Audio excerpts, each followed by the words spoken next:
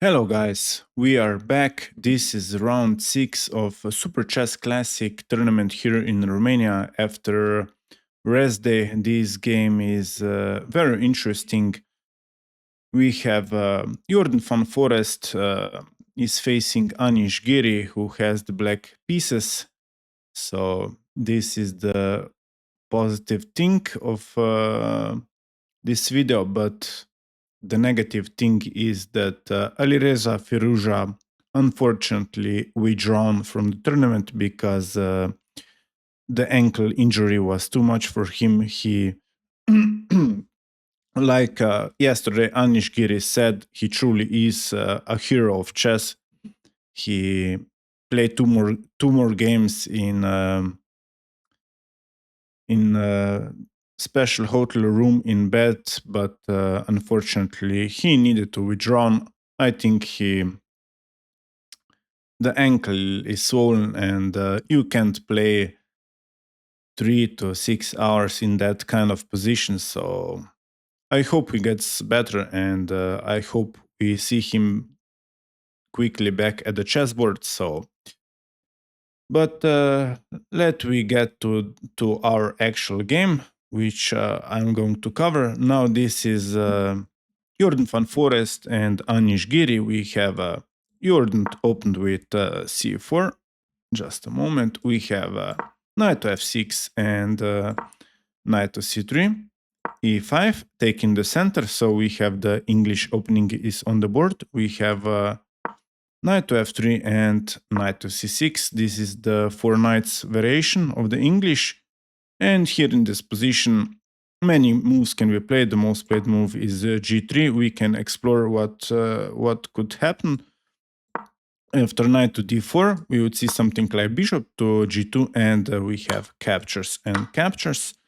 And then black would probably pin this knight because this is really annoying to double white spawns. We would see something like d3 and and castles by black, castles by white, and now even h6, preventing bishop coming to that g5 square. We have queen goes to b3, attacking the bishop, and here the game could continue. The bishop, you can play a5 or queen to e7, maybe bishop to c5.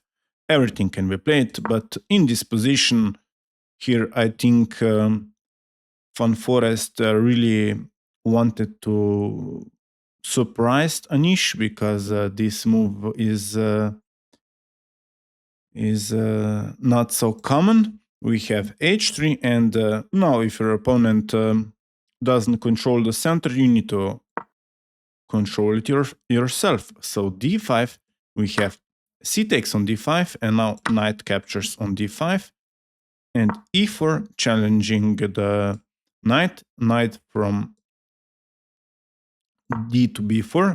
The knight is eyeing that d3 pawn, and here, if you maybe had this position on the board with the white pieces, I'm going to show you a quick line how things could quickly go wrong. If you play g3 and you want to continue development with bishop to g3, you would get punished quickly. Knight delivers check, and here if you go, let's say for example, king to e2, this is you're already lost. We will see something like bishop to c5, and how are you defending the pawn? Now the best move according to the computer is queen to h3, and knight snatches the pawn. This is absolutely devastated, and after queen goes to b5, we would see something like knight captures the pawn, and after queen captures the bishop, the knight escapes via the g3 square. This comes with check, king needs to move, and even knight captures on f1, and at the end of the line this would be losing. So you need to be very careful. Here in this position d3 was played, but of course Jorden van Foreest knows this, and he played d3. We have knight jumps to d4, and we have a trade. Knight captures on d4, a very nice move. e takes on d4, and you need to go back with the knight, so knight to b1, and now even a5. Cementing this knight, and we have bishop goes to e2. Bishop to e7, we have, sorry about that, we have castles by white and castles by black, and as you can see, both players are playing very quickly. They have got additional time on the clock. We have knight jumps to d2 and king to h8. We have a3 attacking the knight, and knight goes back to a6, and now even f4. Expanding on the queen side. On the king side, we have knight jumps back to c5, eyeing that b3 square, maybe, or going back to e6, who knows. We have f5, securing the e6 square. From black's pieces, we have a4. Now, Giri says that he wants more control of that b3, so you cannot play b4 yourself, or the pawn would get captured. We have rook goes to b1, preparing b4, but very nice. Rook lift, rook to a6. The rook will probably transfer via to the g file or to h file. And here we can explore one thing. The right approach was to play for b6. The idea behind this move is to put the bishop on this long diagonal and put more pressure on this backwards pawn. And after knight to f3, we would see something like bishop to a6, and the best move, rook to f2. Black would probably continue with queen to d7, and after bishop retreats to f1, king goes to g8, and after knight to e5, we would see queen e8. And the game would go on. The position is equal for both players, so everything is fine. We have, but in the actual game, rook to a6 was played, which is a fine move, and we have knight to f3 and knight to b3. Like I said earlier, the knight occupies this amazing square. We have bishop to f4, amazing move, not giving this important dark square bishop. Look, these dark holes, so you need to keep an eye on those squares. We have c5. Anish Giri clearly has a plan. He will try to push those pawns and create a best pawn. So let's see how Jorden defends. We have queen goes to e1, and now even b5. So as you can see, Anish Giri is pushing those pawns. We have queen goes to g3, putting some pressure on that g7 pawn, and now we have even c4. And here, if let's say, for example, if you capture the pawn, if you capture the pawn, this is you're already positionally lost, because we would see something like d3, and after bishop retreats back, we would see something like b takes on c4. And how do you play this now? The best thing for you to do is to capture the knight, and after a takes on b3, those pawns are looking very scary. But in the actual game, Jorden was much careful, and he played I need to go back. Jorden, I think I'm going to put this move on a thumbnail, because it was really an interesting one. Bishop to c7, attacking the queen, and when I saw this move, here I was expecting that Giri would move the queen, but he played bishop to d6, and both queens are hanging. The Anish Giri is threatening Van Forest's queen, and Jorden is threatening Anish's queen. So let's see how both players deal with this. We have bishop takes on d6, and now queen takes on d6. And here we can look, the best possible continuation would be to capture with the rook, and after e5, let's say, rook goes to c6. You're preparing to push those pawns. white has got an amazing plan in knight to g5, and in this position, if you're not careful with the black pieces and you play it for c3, you're getting destroyed with one move. I hope you found it. Queen to h4. The threat is checkmate, so here if you play some silly move, you're getting checkmated, so I hope you saw that.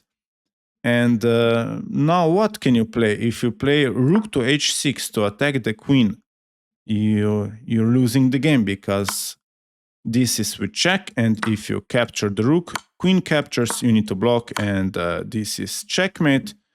And if I go back in this position, let's say you try with h6 to challenge to attack the knight, and you prevent checkmate. It's the same stuff. This is with check, so you need to, if you capture, queen captures, so if you move the king, let's say for example, you just collect the queen, so this is completely winning. So you need to be very careful in this position. If we go back, Giri captured with the queen, and so we have queen captures on d6 and rook captures on d6, and now we have d takes on c4 and d3. First pushing the pawn, and so the bishop needs to move to that d1 square, and now b takes on c4.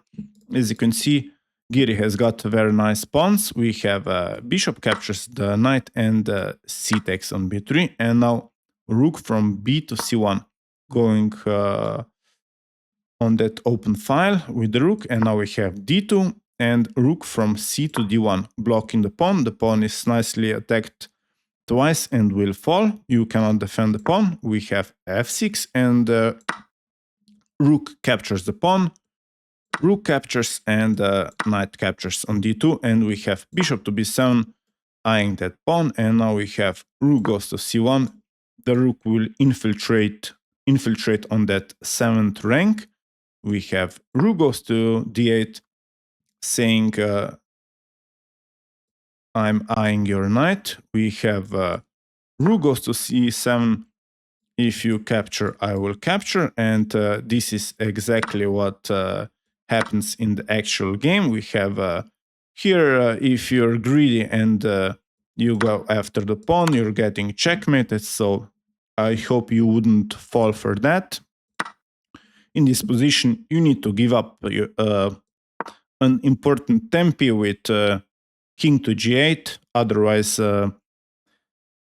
Giri would probably win this game, but now we have rook goes to b4, you're going after the pawn, but both players get some pawns. We have captures and captures, and we have rook goes to e2, making some room for the passed pawn.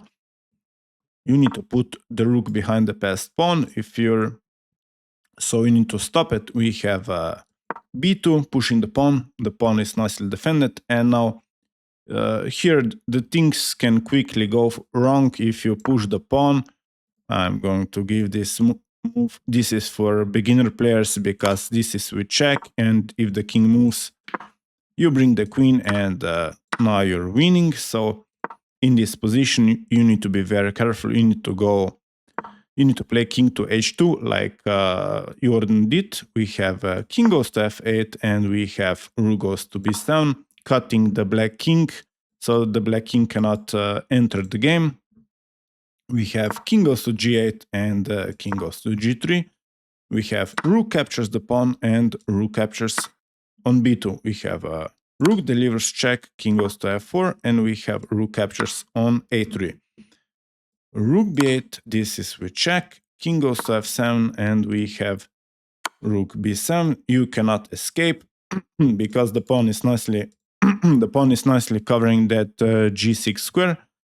King goes to g8, and we have rook check, king goes to f7, rook delivers check, king goes to g8, and with rook check, it's a draw by repetition. So yeah, this was it. Really hope you enjoyed. This was a very interesting game, an English opening, so I hope you like it. We'll see you soon with the next one, but Before we say goodbye, if you enjoyed it, you need to subscribe, hit that button, and share this video maybe with your friends and family.